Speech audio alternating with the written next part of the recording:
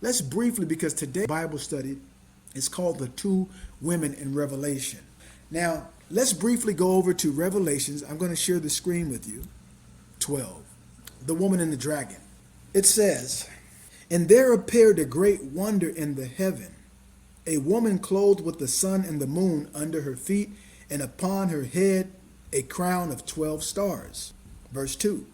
"And she being with child cried, travailing in birth and pain to be delivered."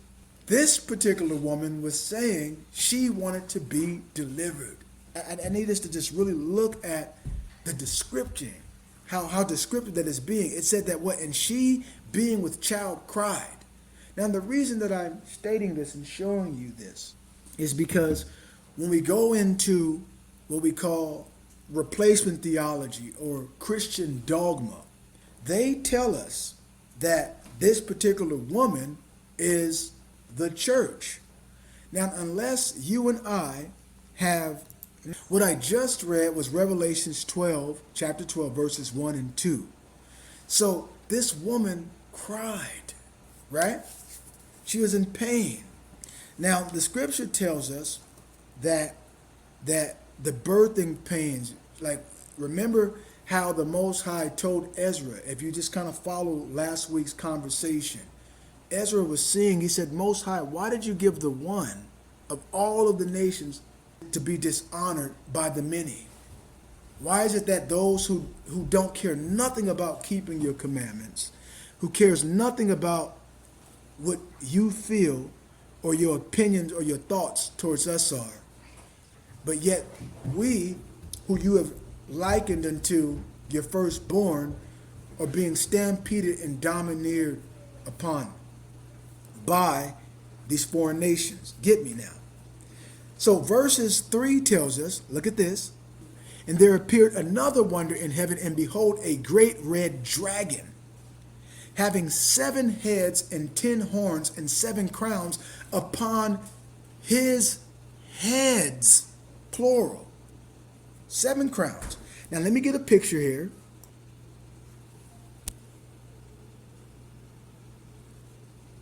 Who are the two women of Revelation?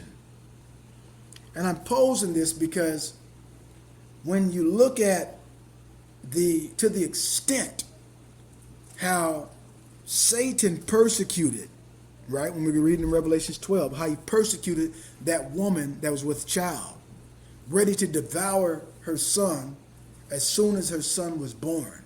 He's done this, and he's continued to do this. And how do they do this? So it's imperative that we have the correct narrative and make sure that we're not getting an alternate narrative that someone's trying to spin on us to deceive us, to throw us off. So when we look at this picture here, let me get the next picture.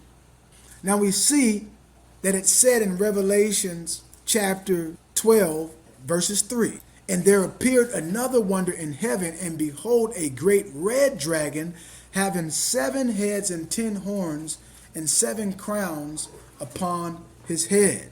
So we know through study and through due diligence that that dragon that had the 7 heads and the 10 crowns speaks of the Roman Empire.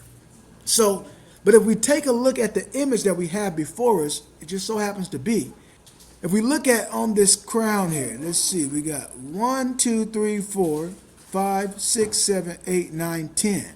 We have 10 right here. And in the middle of it, we see this thing right here of this particular, let me see if I can make this bigger here. That diamond, if you will, is for like the sun, S-U-N. Now, when we look at the word church, watch this now. Hold on. It's coming to me.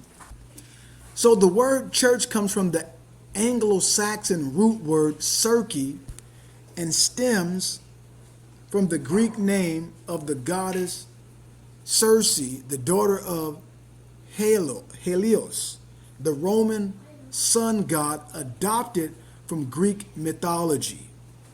Now we know from the Greek mythology, before the Greek mythology, they were practicing what you would call Mithraism. And so a lot of these particular things have similarities to today's, what you call Christianity. So the word church comes from the Anglo-Saxon word, the root word circe, and stems from the Greek name of the goddess Circe, the daughter of Helios, the Roman sun god adopted from Greek mythology. The word church, as we learned, is a building dedicated to pagan Celtic worship and rituals. So in order to keep and worship with their pagan sun gods, they translated the word kirch or Circe to church in English and tried to pass it off as being a place used for what? Religious service and worship, which is the same as the place used for pagan Celtic worship. That's why the definition of the word church doesn't say a place, people, or one goes to worship. Okay, this is the name that they say right there, because pagans worship many sun gods. Satan disguises them, just as people today. How so? Who is the father of the Catholic Church, the Baptist Church, the Methodist Church, the Muslim Church, the Protestant Church, and so forth? It's very important. Now, as the Most High gives it, I want us to think about this. Why? Because we are talking about this woman here in Revelation that was what? Persecuted. Scripture tells us that she cried in. So when it says she cried here, right? She cried in travail. Let's get back to Revelation 12, picking up at verses 3 again. And there appeared another wonder in heaven, and behold, a great red dragon having 7 heads and 10 horns and 7 crowns upon his head. And his tail drew the third part of the stars of heaven and did cast them to the earth. And the dragon stood before the woman, which was ready to be delivered, for to devour her child as soon as it was born. And what? And she brought forth a man child. That means a boy, if you will, a son, who was what? To rule all nations with the rod of iron. We know this to be Yeshua HaMashiach. And when we look at, I'm going to be hitting some passage of scripture as the Most High brings it into my memory. Let's go over to Isaiah 9 and verses 6 really quick. For unto us a child is born, unto us a son is given, and the government shall be upon his shoulder, and his name shall be Wonderful Counselor, the Mighty God, the Everlasting Father, the Prince of Peace, verses 7. Of the increase of his government and peace there shall be no end upon the throne of David and upon his kingdom, that's Judah, to order it and to establish it with judgment and justice from henceforth even forever. The zeal of the Most High of hosts will perform this. Now, going back over to Revelations 12 and verses 5 where we read, and her child was caught up unto the Most High and to his throne. Daniel seen this when you go into Daniel 7. I'll go over here really quick. 13, if I remember correctly. I saw in the night vision, and behold, one like the Son of Man came with the clouds of heaven, and came to the Ancient of Days, and they brought him near before him. Verse 14, and there was given him dominion and glory and a kingdom that all people, nations, and languages, that's what you get the word linguistics, speaking of, tongues, if you will, language, should serve him. His dominion is an everlasting dominion which shall not pass away, and his kingdom that which shall not be destroyed. So there's no destroying his kingdom. And all that offend in his kingdom will be cut off. So one thing is coming to my mind right now, dear family, and when I used to read this before, when I first read that, really didn't think as much that, wow, I know that when it says that let the wheat grow amongst the tares, often we think of it like, well, the tares, that couldn't be someone in my family, someone in my congregation, someone in my nation. I wouldn't think that.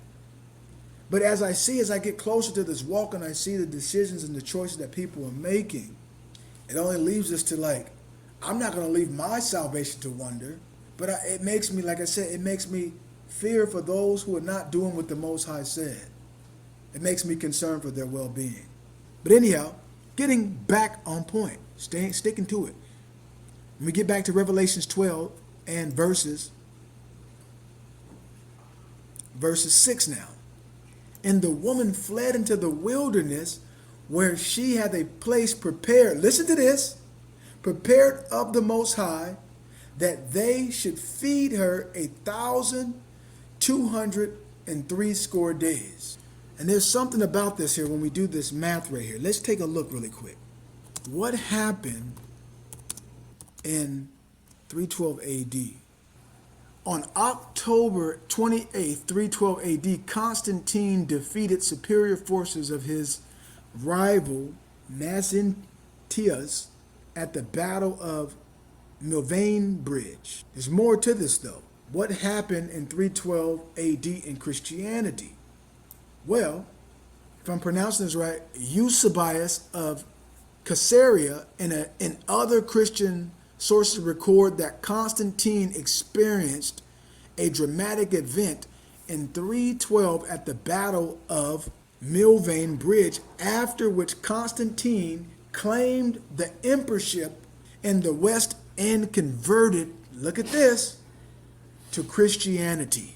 So they're saying this is when really this imposition that was against the true believers. Now, mind you, dear family, I know I'm kind of jumping to different sources, but I'm talking about the same thing.